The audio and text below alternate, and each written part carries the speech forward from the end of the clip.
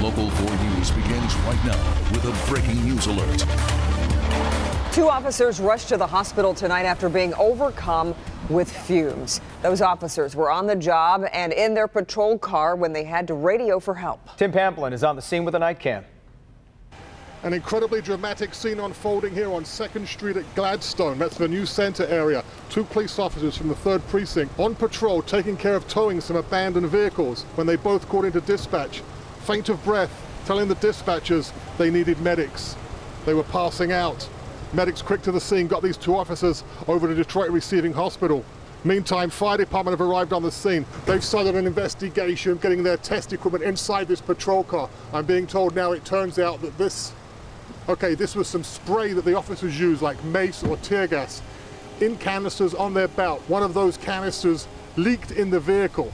So there we go, 2 Detroit police officers taken to the hospital, succumbing to their own pepper spray. That is the scene in the New Center area. Tim Pamplin, Local 4. Okay, Tim, and more breaking news, this time from Orion Township, where a multi-car crash has had police on scene there for hours. It happened on Lapeer Road near Green Shield. We're told people were pulled over for a minor crash. Another vehicle slammed into them, and one of those vehicles rolled into a 98-year-old woman. No word on any injuries or what caused the crash. The Macomb County Sheriff's Office investigating an Uber attack. Deputies got a desperate call after midnight from a driver who said he was being attacked by a backseat passenger while driving on Hall Road. Mara McDonald is live with the story. And Mara, something tells me alcohol was likely involved here. Well, alcohol, according to the Uber driver, was absolutely involved here. He says the guy was super drunk, and then he says he gets in his car and was acting very strange, looking at him and sort of laughing maniacally, and says, "Hey, are you a tough guy?" And then he says things got violent. The last thing in my mind is anything violent happening. Joe Iafredi has logged over 2,800 trips as an Uber driver. He thought he'd seen it all until around midnight. He was called to the Rec Bowl in Mount Clemens to pick up a fare. The person requesting the trip is a well-known salon owner in town, but he's not the one who needed the ride. An employee of his did. Joe said the guy was really drunk and initially told him to drop him off at the nearest bar. Joe told him, I can't do that. This is my job to drive you home safely. His passenger tried calling others to meet up with him at another bar but got rebuffed. That's when Joe says things got violent. Starts choking me or whatever, strangling me, whatever he's trying to do to me for whatever reason. And I'm like, get off me, leave me alone. Get the hell away from me. I'm freaking out. The guy's trying to kill me or something. He pulled into this gas station, grabbed his keys and phone, and ran inside, calling 911. A couple minutes later, multiple squad cars showed up. By this time, his passenger was locking himself in the car, refusing to come out. Finally, deputies had to drag him out. Apparently, he must have been resisting arrest or something, and they pretty much dragged him out. Back here live, that passenger was, of course, taken into custody. We're told a charging decision is likely tomorrow. And as far as whether Joe wants to continue driving for Uber, he says yes. Got to make a living. Back to you. Okay, Mara. Well, first we had the rain, and then more rain, and then some more rain. And now it's a little bit of chill in the air. Mother Nature's finally had mercy on us, finally drying us out. But yeah, we're going to see those temperatures go down even cooler than what we had last night. And as you see on the radar, there is not much more to look at. There may be a couple spits of drizzle out there, and it looks like the clouds are trying to clear out here in the north zone, but I don't think that that's going to last very long. We're looking to keep those clouds around not only for the rest of tonight, but it looks like for most of tomorrow as well. So this is the damage that was done through the day, and we say that in air quotes because we really needed this rain. The timing was unfortunate during that morning commute, which was a mess, but there was quite a bit of places that picked up over an inch. In fact, some spots over 1.5 inches of rain in the last 24 hours. So we're good for right now on rainfall. We could use a few dry days ahead, and that's what we're going to get. For the most part. Cloudy skies through the morning hours, temperatures starting out in the upper 40s and heading to the mid 50s, but we will see some showers late tomorrow. We'll talk timing on that and the weekend, which was not going to be completely dry. More on that straight ahead, guys. Hey, Ben. Former garbage tycoons Chuck and his father Charles Rizzo have cut deals in the corruption probe that toppled their family business. The father and son are facing bribery and fraud charges. Prosecutors allege they stole hundreds of thousands of dollars from the company to build a mansion for Rizzo Jr. Rizzo Jr. is also accused of paying bribes in order to secure contracts in various municipalities. A plea hearing is scheduled for November 9th. 2 suspected rapists behind bars tonight, nearly 2 weeks after allegedly attacking a woman on a bike. It happened September 30th near the intersection of East Milwaukee and Russell Street in Midtown. The woman was riding her bike when a white van pinned her against the curb and 2 men jumped out, according to police. She was dragged into the van and held down on a mattress as they drove her to an ATM to empty her bank account. The men eventually pushed her out of the van back in the area where she was attacked. Now, Detroit police believe the 2 men have committed other rapes. A former deputy police chief in Detroit has been indicted on federal bribery charges. Celia Washington was a legal advisor for the Detroit Police Department. She's accused of accepting cash to help an unnamed towing company work around city towing rules. Washington allegedly received at least $3,000 in February of 2016. She resigned in June after learning she was being investigated. Union workers picketing today outside the office of Macomb County Clerk Karen Spranger. They're upset with her conduct since taking office. They claim she's created a hostile working environment and won't allow a supervisor to return to his position after an administrative leave. The demonstrations come as Spranger is in the middle of a legal battle with the county, which has filed to remove her from office based on accusations she lied about her residency. The mother who went to jail for nearly a week for refusing to have her son vaccinated has lost primary custody. Rebecca Bedro will now share joint custody with her ex-husband. Bedro made national headlines when she refused to comply with an order to have her son vaccinated. Her attorney plans to appeal the decision. As for her son, he received all of his immunizations on Monday. An Inkster officer goes beyond the call of duty. His selfless act cost him some cash, but it's how he was rewarded that left him overwhelmed. Jermont Terry live at Inkster tonight with how the community policing and baking are bridging the gap. Jermont? Yeah, Jason, I can tell you that when most people come here to the Inkster Police Department, they've likely had a bad experience. They hear to file a police report or even a complaint against an officer. But what one Inkster cop did on the job left a woman coming here to the police station filled with joy. Kind words. I'll be praying for you and your team. Thanks. Love, Lakeisha. From a woman this Inkster officer met on the job. I'll be praying for you. We need the prayers. While on patrol, Officer Tony Squirewell came across Lakeisha Matthews trying to fix a flat on busy Michigan Avenue. She was trying to jack up the car. They had this jack that just really wasn't working. Thank goodness Officer Squirewell was working. She was in a very dangerous situation. He did more than just block traffic from the cars zooming by. What he did was the unthinkable, and that's where all the kindness started from that point. But Officer Squirewell didn't view it as major. I knew we weren't going to get it done with the equipment that we had, so I just called the tow truck and got the tire changed. All right, did you pay for the tow truck? I did. Stopping for one, then you turned around and paid the driver for changing my tire. That's not a lot of people do that. So she did more than just send a card. She whipped up a lemon cake and cookies for the entire Inkster department. Home baked goods, that's from the soul of kindness. The gesture of thanks left those on the force appreciative. Police these days are now seen in such a bad, dark light. And just to see that some people can really appreciate what we do, it was heartwarming. Just as heartwarming as the two meeting up for the first time since that flat tire. My prayers is always with you and your team. You guys do the unthinkable. We thank you. You're welcome. Do it again. And that's truly community policing. Now, Lakeisha originally baked 2 cakes, but she accidentally left one in the oven a little bit too long, and she didn't bring it here to the station. Well, I guess they needed that cake because by the time Officer Squirewell got here to the station a few days later, half of that cake was already gone, so must have been delicious as well. Reporting live in Inkster, I'm Jermont Terry, Local 4. It sounds delicious. Okay, that's a great story, Jermont. We appreciate it. Really good. Yeah. I mean, you're always at your wit's end when you get a flat. You're right. You need a hero in that situation. You really do. That's great. Okay, so we have a Help Me Hank recall to tell you about before having breakfast in the morning. The cereal that could be dangerous to some people with allergies. This criminal picked the wrong place to rob, and when you see the video, you'll understand why. It's a midlife crisis a sports car can't cure. Everybody doesn't want to say they're lonely because it makes you feel like a loser. I'm Dr. Frank McGeorge. Coming up, why so many men are feeling isolated and the negative impact it's having on their health. I'll show you the simple changes that can help. Protecting your credit and working to raise your credit score, the experts say it is key, and they're showing you what you should be doing. It's in my Help Me Hank report tomorrow, starting at 6 a.m. It's a different kind of midlife crisis facing a growing number of men feeling lonely and isolated.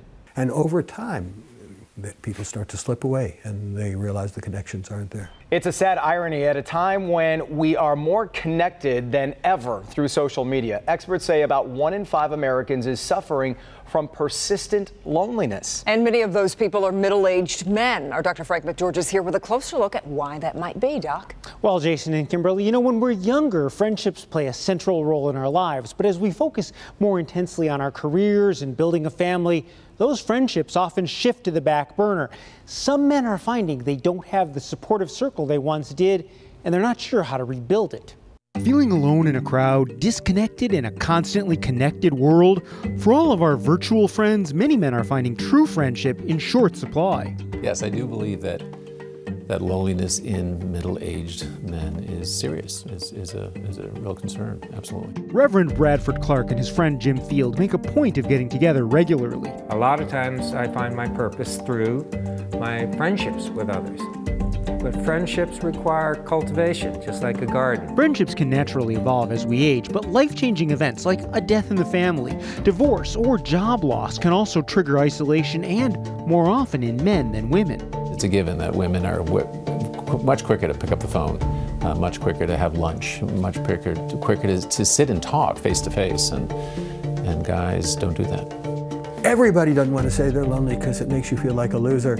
You are not a loser if you're lonely. Dr. Richard Schwartz wrote The Lonely American with his wife and has consulted patients for more than 30 years. Most of them will tell you something had to give, and what gave is friends. I think of myself as having lots of friends, but I don't see them anymore. And over time, people start to slip away and they realize the connections aren't there. It's not just bad for our mental health. Chronic loneliness increases levels of stress hormones and inflammation in the body. It can boost blood pressure, raising the risk of heart attacks and strokes. And feeling isolated can have a negative impact on our sleep and memory. The effect of social isolation and loneliness on our health is as powerful as things like smoking, high blood pressure, obesity. So what can men do? Well, work to maintain the friendships you have as you age, especially during those critical life transitions. Seek out people who enjoy similar activities and reach out to others who seem isolated. It is like that Nike slogan, just do it.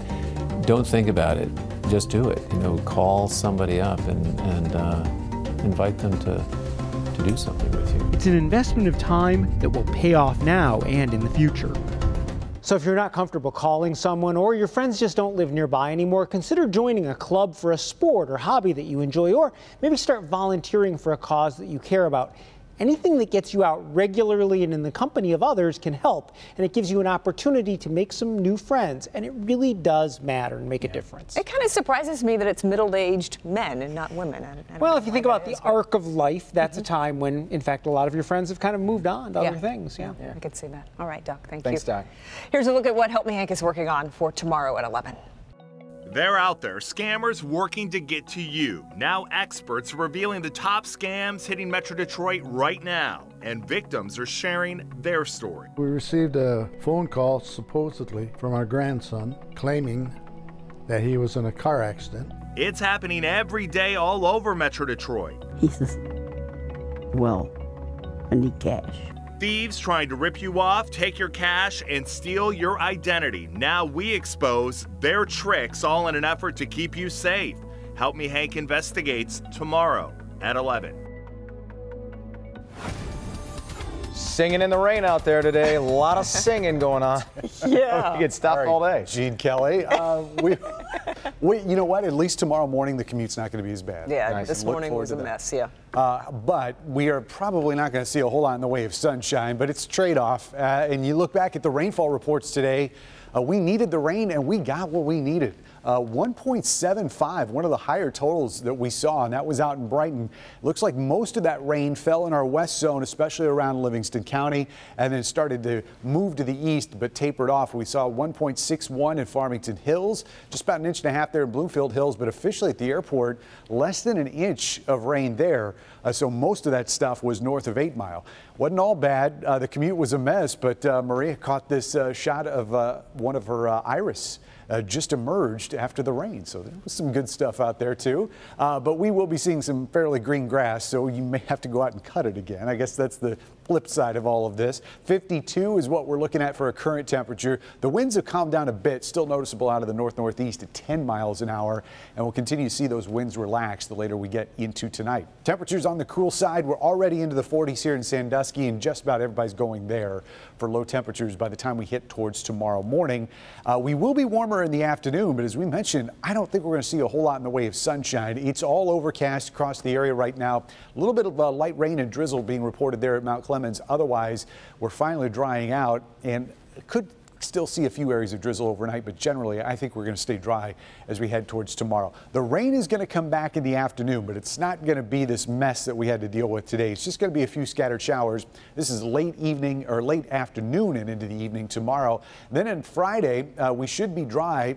Clouds will be very slow to clear. We'll see that gradual clearing as we head towards the second half of Friday.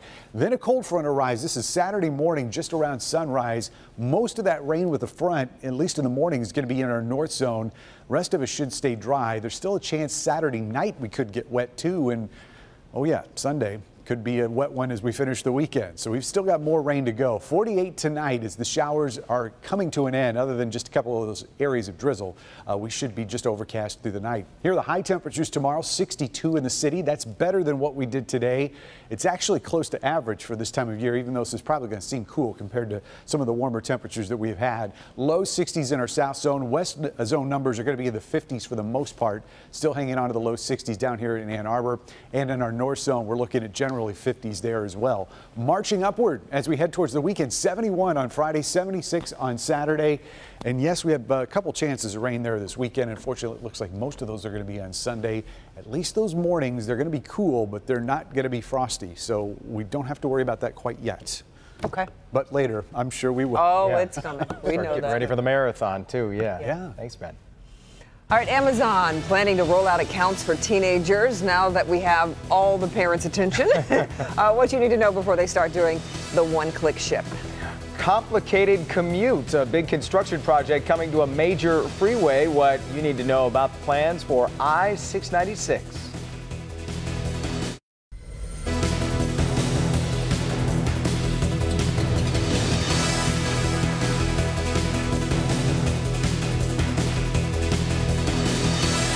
Don't wait and... An investigation is underway in Northville after a resident came home to find his front door shattered by a bullet. The shot is believed to have come from the Michigan State Police gun range. State police shut down the gun range until the investigation is complete. Police in Troy pulled over a woman suspected of driving under the influence, only to discover it would be her 5th DUI. 69-year-old Margaret Sarzinski was stopped last Monday for swerving from the road onto a lawn. She took a breathalyzer and her blood alcohol level was almost twice the legal limit. She'll appear back in court on October 17th. Thousands of Metro Detroit drivers will face a major headache next year. MDOT announced westbound 696 from I-94 to I-75 will shut down to undergo repairs. The project is scheduled to begin in the spring of 2018 and is expected to end later that year. Remember the old WWF match between Hacksaw Jim Duggan and the Ninja? Well, we don't really either, but it must have inspired this story from Massachusetts. Police say a man dressed in all black with a baseball hat and a bandana carrying a baton tried to rob the grocery store. Well, look at the clerk. He's not impressed because he keeps a 2x4 behind the counter and prepared to use it. Look at him chase this guy out of the store. The Ninja robber went running and the clerk wins the match on a count out. Okay, there's an important cereal recall to tell you about tonight. General Mills is recalling some of its Cascadian Farm organic cinnamon raisin granola cereal due to an undeclared nut allergen. The cereal was produced July 15th and 16th and contains almonds, which could cause severe reactions for individuals with nut allergies. If you have a box that is affected, contact General Mills for a replacement box or a refund. Amazon is making it easier for teens to have a little more freedom when it comes to online shopping. Teens can now create their own Amazon account linked to their parents' account. When a teen buys an item, parents are notified and are given the option to approve the purchase. The kids also have access to Amazon Prime features as long as parents are members. Jeff Bezos, smart buddy, trying to get the kids, get them young. It's freaking me out. All right, stay with us, folks. Bernie is coming up next with sports.